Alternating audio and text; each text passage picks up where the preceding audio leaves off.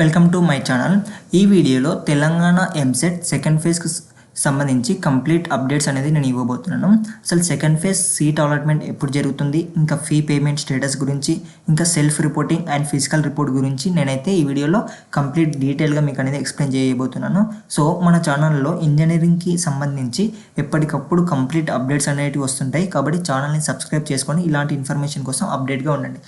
ఇంకా let's getting back to our video. ఎవరైతే second phase counselling ప్రాసెస్లో పార్టిసిపేట్ చేశారో వారికి సీట్ అలాట్మెంట్ అనేది 31 జూలై 2024 రోజు అనేది జరుగుతుంది. ఆన్ ఆర్ బిఫోర్ అనేది మెన్షన్ చేశారు, కానీ మనం మోస్ట్ ప్రాబబ్లీ 31 రోజే ఎక్స్పెక్ట్ చేయొచ్చు. అయితే మీకు సెకండ్ ఫేజ్లో కాలేజ్ అలాట్మెంట్ అనేది అయిన తర్వాత 31 జూలై నుంచి 2 ఆగస్ట్ లోపు మీరు ఆన్లైన్లో అయితే ట్యూషన్ ఫీ అనేది పే చేసి సెల్ఫ్ రిపోర్టింగ్ అనేది చేయాల్సి ఉంటుంది. అండ్ ఎవరైతే ఆల్రెడీ ఫస్ట్ ఫేజ్లో ట్యూషన్ ఫీ అనేది పే చేశారో మీరు మళ్ళీ సెకండ్ ఫేజ్లో ట్యూషన్ ఫీ అనేది పే చేయడం అవసరం లేదు. ఆటోమేటిక్గా మీరు ఫస్ట్ ఫేజ్లో ఏదైతే కాలేజ్కి ట్యూషన్ ఫీ పే చేశారో ఆ యొక్క ఫీజు అనేది సెకండ్ ఫేజ్లో వచ్చిన కాలేజ్కి ట్రాన్స్ఫర్ అనేది అవ్వడం జరుగుతుంది.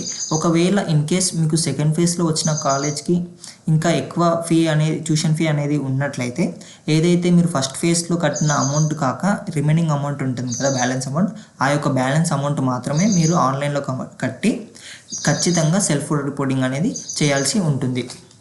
And next both first phase and second phase స్టూడెంట్స్కి సంబంధించి ఇంపార్టెంట్ స్టెప్ ఏంటంటే, మీరు ఏ ఫేజ్లో కాలేజ్ అలాట్మెంట్ అయినప్పటికీ మీకు ఒకవేళ ఫస్ట్ ఫేజ్లో కాలేజ్ అలాట్మెంట్ అయినా సెకండ్ ఫేజ్లో కాలేజ్ అలాట్మెంట్ అయినా మీరు ఖచ్చితంగా 31 జూలై నుంచి 2 ఆగస్ట్ లోపు కాలేజ్కి వెళ్ళి ఆన్లైన్ ఫిజికల్గా రిపోర్టింగ్ అనేది చేయాల్సి ఉంటుంది.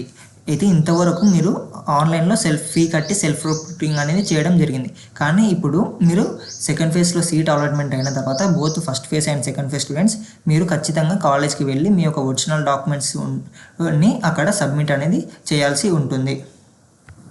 కానీ మీరు ఎప్పుడైతే సర్టిఫికేట్స్ అనేటివి మీరు ఒరిజినల్ సర్టిఫికేట్స్ని కాలేజ్లో సబ్మిట్ చేసినారో అప్పుడు మీరు చాలా జాగ్రత్తగా ఉండాలి. 1-2 సార్లు ఆలోచించి మీ యొక్క సర్టిఫికేట్స్ అనేటివి కాలేజ్లో సబ్మిట్ చేయాల్సి ఉంటుంది. ఎందుకంటే ఒక్కసారి మీరు మీ యొక్క సర్టిఫికేట్స్ని అక్కడ కాలేజ్లో సబ్మిట్ చేస్తే 4 years వరకు మీకు ఎలాంటి సర్టిఫికేట్ అనేది వాళ్ళు రిటర్న్ బ్యాక్ అనేది ఇవ్వరు. ఒకవేళ కొంతమంది స్టూడెంట్స్కి కాలేజ్ మీకు ఇప్పుడు వచ్చిన కాలేజ్ అనేది నచ్చదు, అండ్ ఇంకొంతమంది స్టూడెంట్స్ మంచి కాలేజ్లో మేనేజ్మెంట్ కోటాలో సీట్ కోసం ట్రై చేస్తూ ఉంటారు. సో మీరేం చేయాలంటే better to don't submit your original documents to any college.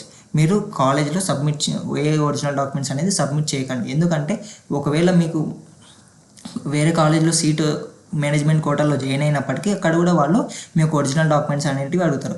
And మీరు సబ్మిట్ చేసిన ఒరిజినల్ డాక్యుమెంట్స్ మీకు రిటర్న్ బ్యాక్ రావాలంటే మీకు ఏదైతే కాలేజ్లో సబ్మిట్ చేశారో వాళ్ళు మీ యొక్క 4 years ట్యూషన్ ఫీ అనేది మీ చేత కట్టించుకున్న తర్వాతనే ఆ యొక్క సర్టిఫికేట్స్ని రిటర్న్ బ్యాక్ అనేది ఇస్తారు. సో 1-2 సార్లు ఆలోచించుకోండి.